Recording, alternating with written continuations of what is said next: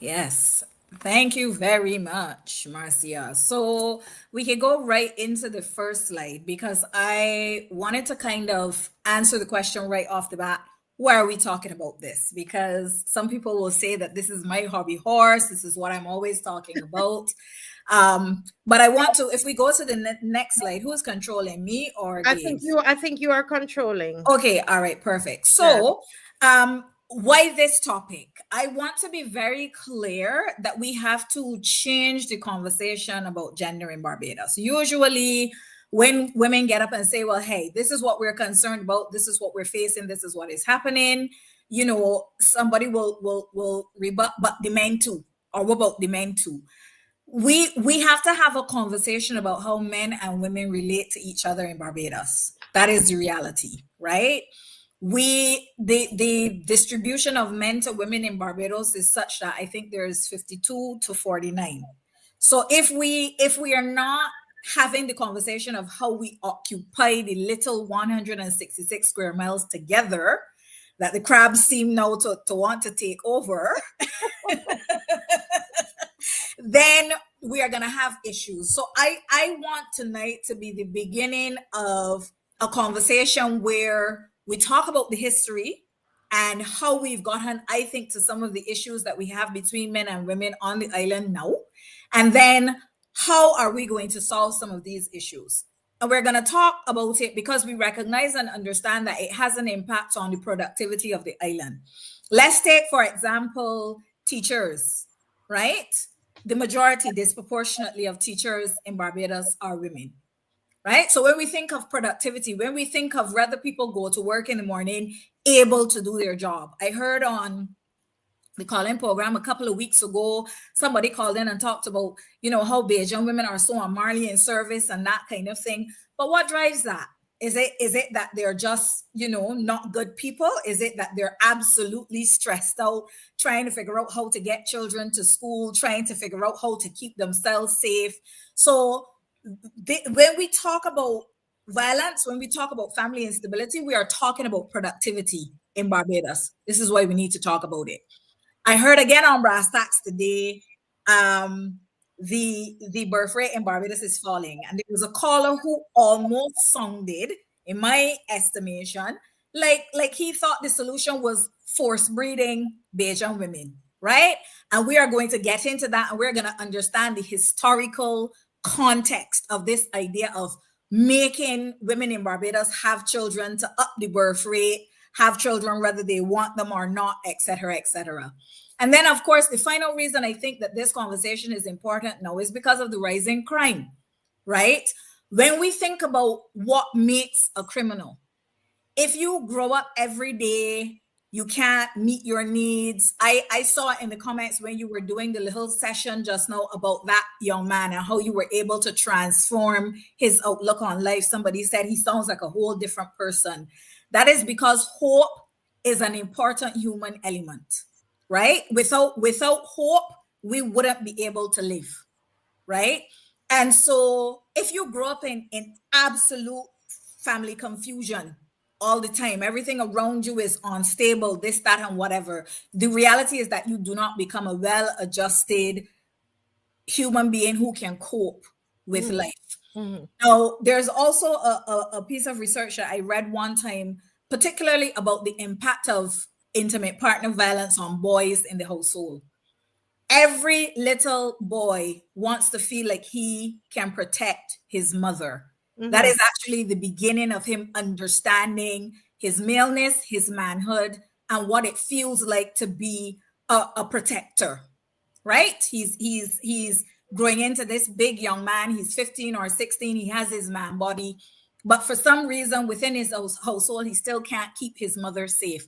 What does that do to a boy's psyche? What does it do to a man's psyche? How does it condition the young man who checks out of everything and then becomes the young man who can pick up a gun and spray people with it, or break into houses of 99-year-old women that sell papers?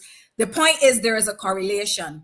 So when we talk about these issues, we are taking a wide lens, and we're asking ourselves, what do we have in Barbados right now, and how can we change what we have? And this is why we're having this conversation tonight. So, I always like to begin at the beginning.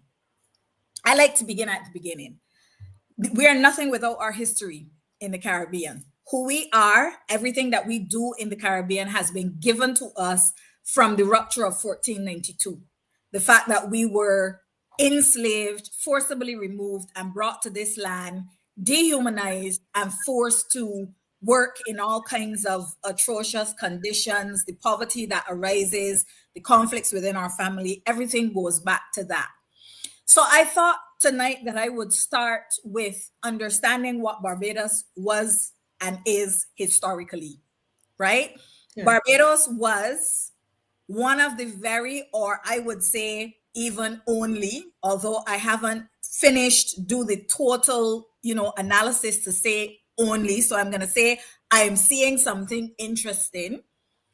Once African men enslaved and brought from Africa cleared Barbados of the trees and the bush and that kind of thing, and we were flat and we were ready for agriculture, Barbados very shortly after that became, I'm going to say, one of the only colonies that depended on the labor of Black women almost explicitly. This is a fact that we should know, because that is not even my work. That is Hilary Beckles years and years and years ago. But as we know, when we're talking about schools, we're still not teaching proper history in schools. Okay? So disproportionately, Barbados has always been an island where our slavery enterprise was set down on the backs, literally and figuratively, of Black women.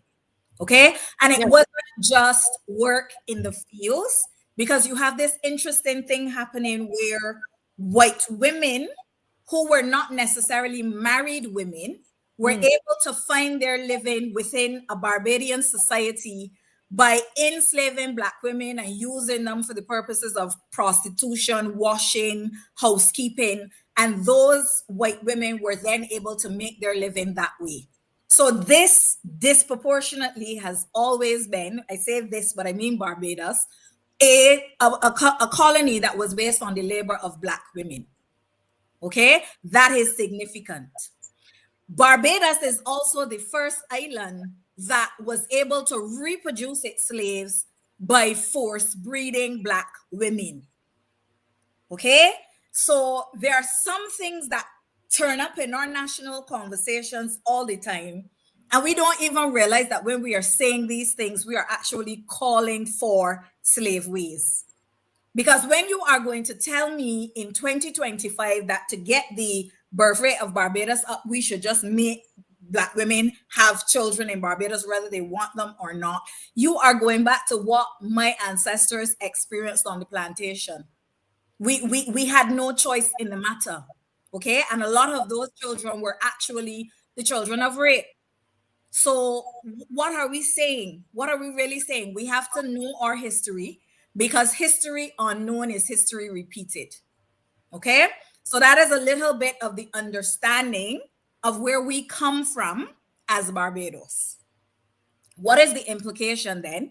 Because if this is how our society emerged in Barbados, what is the implication on the Barbadian character, the way that Barbadian women operate?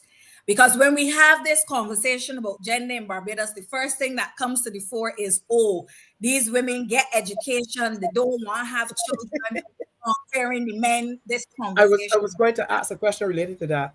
Sure. Yes, you went straight to the point, because I wrote it here, because it appeared to some persons in some discussion that the more our women are exposed to professional and education, the birth rate has reduced, because they're no longer in the home being just housewives and producers of children, where when the men come home from work and they get in a certain mood, when next 9 months they have, we don't see anybody having 12 and 10 and 12 children. We wonder how we can, I'm wondering how we can strike that balance between the professional women and having, keeping our birth rate at an acceptable rate. So what I would say to you, while I will not deny that having a career makes a woman think about and space her children in a way that will support her career growth.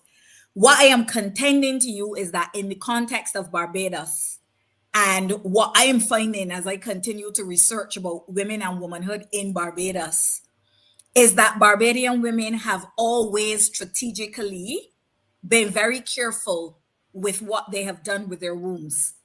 And that is because of the historical forced breeding in Barbados. That is the point that I'm trying to make. So while it was a feature of all of the Caribbean islands that women learned how to use herbs and they were resourceful in stopping pregnancy, because if you are living in a horrible situation, why do you want to bring children into that situation? Black women we were never foolish women, right? So what I am saying is that perhaps where our birth rate is now has a lot more to do. The question perhaps then isn't about how do we persuade professional women to have children as much as how do we make Black Barbadian women feel safe in motherhood. Yeah, you know what, Marsha, as I was planning to just listen and not say anything, but I just something, a light bulb went off for me, and this is the first and last thing I'm going to say. Go for it. Listen, I remembered when I got to Barbados, Mr. Bob, and I was here probably a couple months before I got pregnant with my my last son. It must have something in the water, but I don't know. But you know, there were people. I had two sons already, two children already, Marsha. And I was even telling my son the other day, he's now 20 something, how people were feeling like, why did you go and get pregnant again? And I was shocked.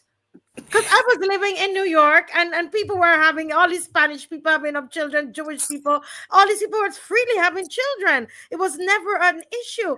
And I literally was shocked. I was getting it with the people around me, people who don't even know me. Yep. How many you have already? I said, I have two more. What are you doing with another one? So this is why I am saying, to understand our history, always is an important place to start, because if we don't understand the history, we might end up fixing the wrong problem, or as it is in Barbados now, not fixing anything at all, right? Barbadian women have always strategically managed their wombs so that they were able to build a life that they could manage, whether that was financial, whether it was not financial, but just, you know, making sure that they were able to have a life beyond hard work and managing children. Okay, so it doesn't professionalism in women, yes, perhaps has exacerbated that, but Barbadian women have always been very strategic about what they do with their wombs. So in terms of the character of Barbadian women, we have always been, I argue, the epitome of the strong Black woman, needing no one. Because the truth is, particularly in Barbadian society, there was no one to need, right? We were very clear that no man was coming to save the Barbadian woman. This is not something that happened now. If we think back about our grannies and our great grannies and our great great great grannies, you will stop and say, you know, that girl Marsha, she's get me sick, but she's taught the truth. Like, so many of us have come up with those strong Bajan Black women who just made it work. Okay, they just made it work. Women in Barbados also had jobs from very early, all the way back in slavery, that were in other societies characterized as male jobs. So there were female slave drivers in Barbados because, as I said, it was disproportionately a community set down on the work of the back of Black women. And there were also they did other things on the plantation that in other societies were the domain of men. Okay, so what I am arguing here is that trauma runs deep in both the Barbadian male and the Barbadian female psyche.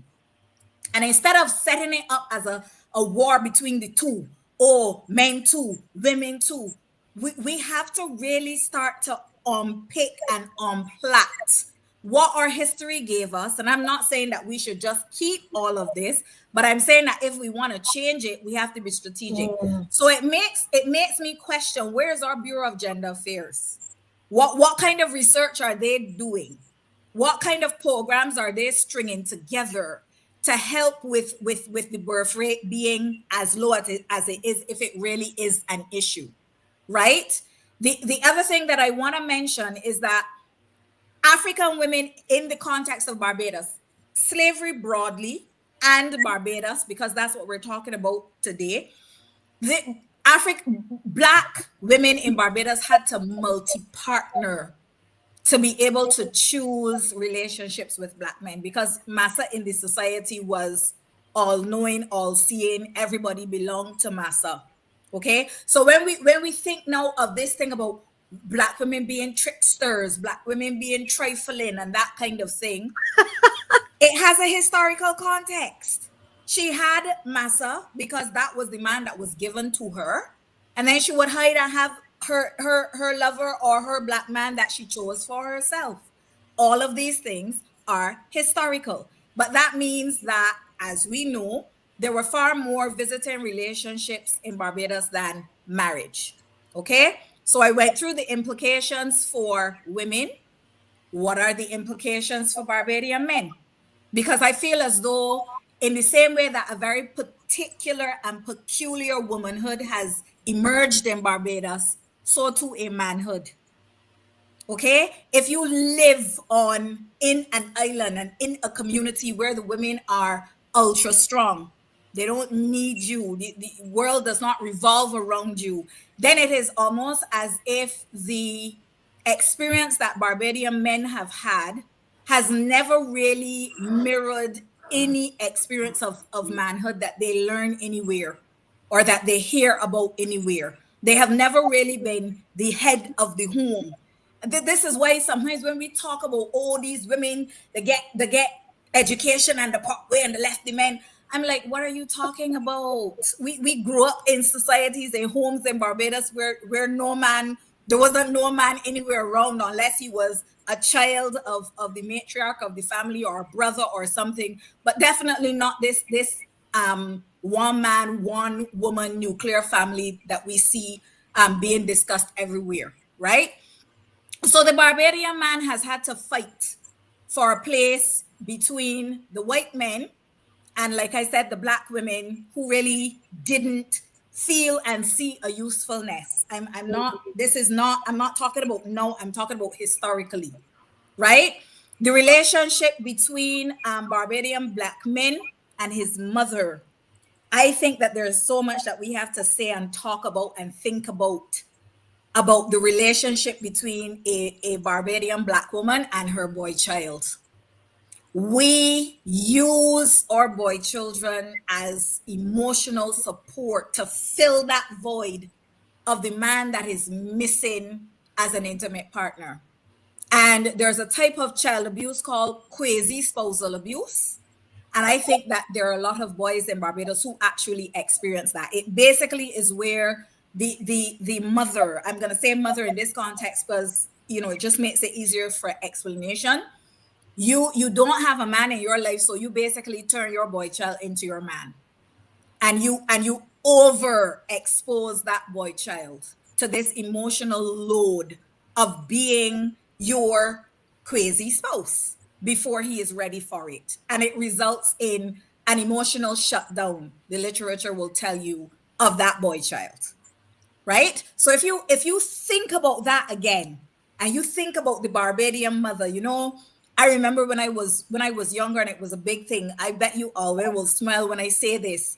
You would have a man and he was married, and he left his mother in St. Peter and he went to St. George to buy a house with his mother.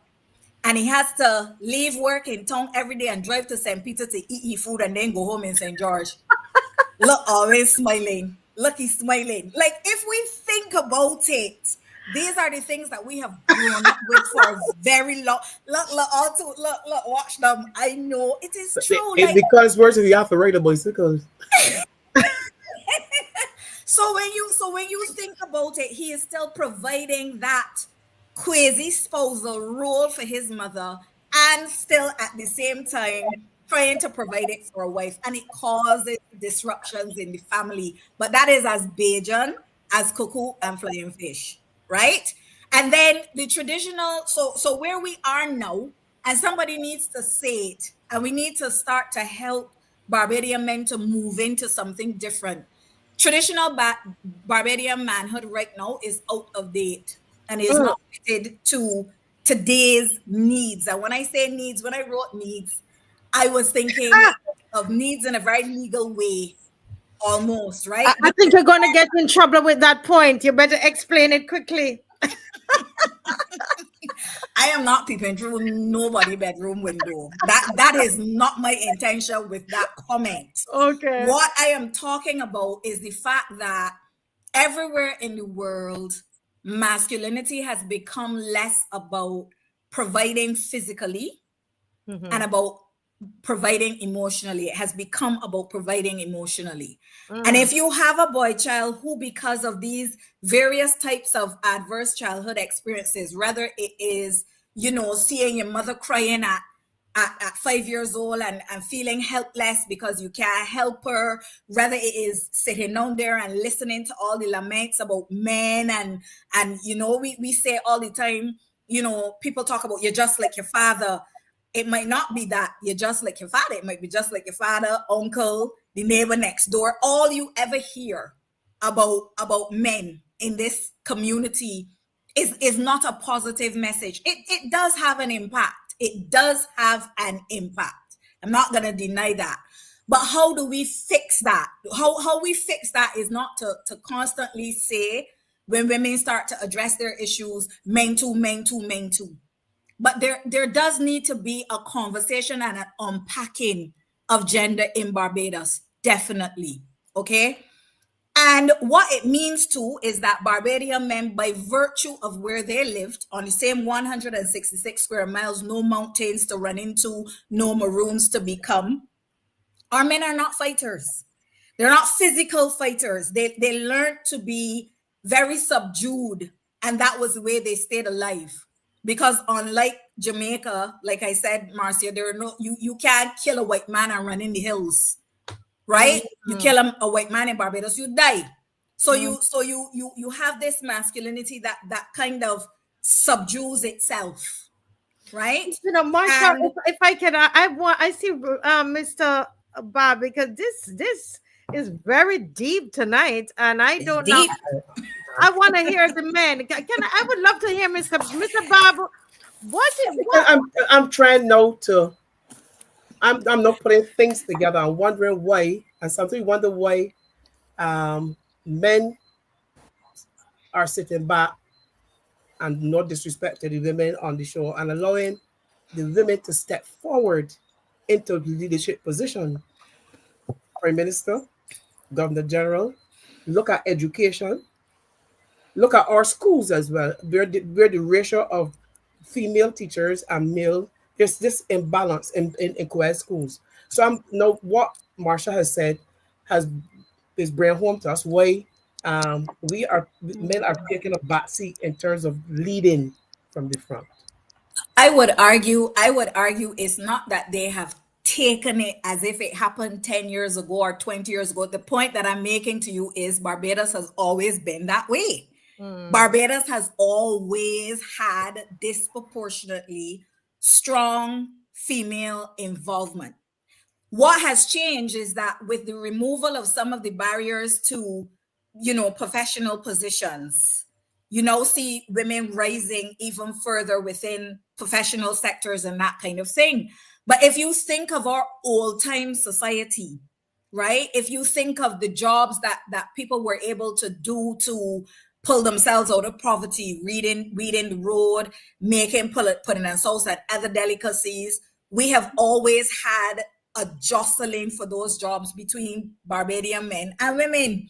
It's not like Barbadian women ever were only in the household, away from work and away from making money. We were always in that realm, and I feel as though when we talk about where we are as a society now, we can change it if we want, but let's not make ourselves feel that this is something that has been given to us by the outside world, right? Like that is our colonial relic, to put it that way.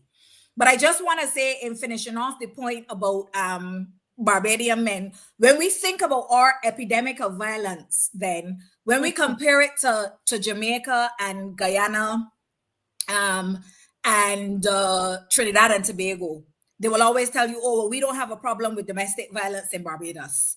And the reason is, you know, again, because there is a different type of manhood in operation in those spaces. When a man's ego feels threatened or whatever, you know, he killing everything, the dog, the neighbor, you know, the children, the woman, everything goes. Barbadian men are, I would argue, I have seen this over the years, they're not killers, they're not fighters. But where our epidemic of abuse happens is in the realm of emotional abuse and financial abuse. When you talk about abuse in Barbados, and this again, if you want to fix something, you have to understand it, right? You will have a man who will disinherit his sister. The sister took care of the mother. The mother left the little house for the sister. The brother come and said, not over my dead body. I'm moving in here. And then that woman cannot get the house back from the brother. In order to see the domestic violence and the family instability that happens in Barbados, you have to know what you are looking for. And it is not death. Okay. Yes, we have some of them that rise to people losing their lives and that kind of thing. But the emotional and financial abuse are where our men exact their, what do you say, when their egos are hurt. Those are two of the areas that they will act out in more than the physical realm. I just want to say very quick, because I have been accused over the years of being a feminist. I am not a feminist. Feminist is for white women. It upholds white supremacy. I believe that Black is beautiful, that Black is the end all and be all of the earth. Everybody knows me, knows that, right? Feminism is for white women, by white women. Okay, it does not take into account the historical complexities that I just talked about. It doesn't take into account Black womanhood. So my thing is womanism. And there is a space in womanism for Black men. Okay, there are a lot of us, regardless of how strong we are, how whatever, we have always wanted to bring our men along.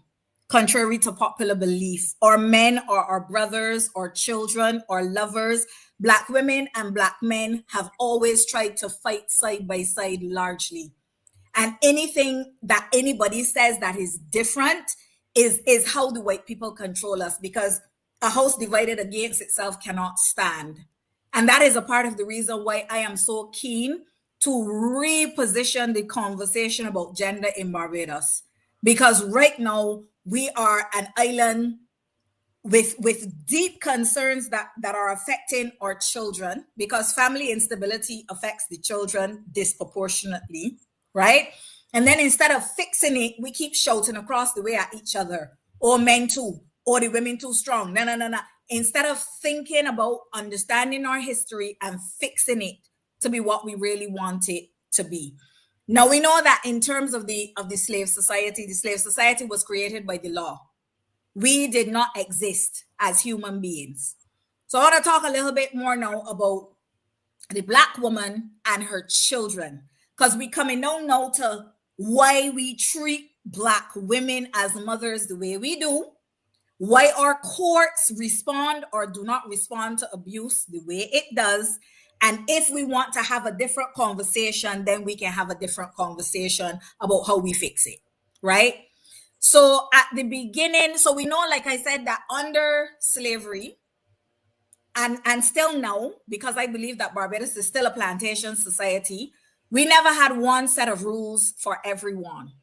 So we have always had the two Barbadoses. Two Barbadoses, again, did not start yesterday or last week or 10 years ago. It started in 16 whatever, when the first white people landed in Barbados, killed all the indigenous people, and ended up basically with the tabula rasa to do what they pleased with, right? So there were a set of rules if you were white, and there were a set of rules if you were Black.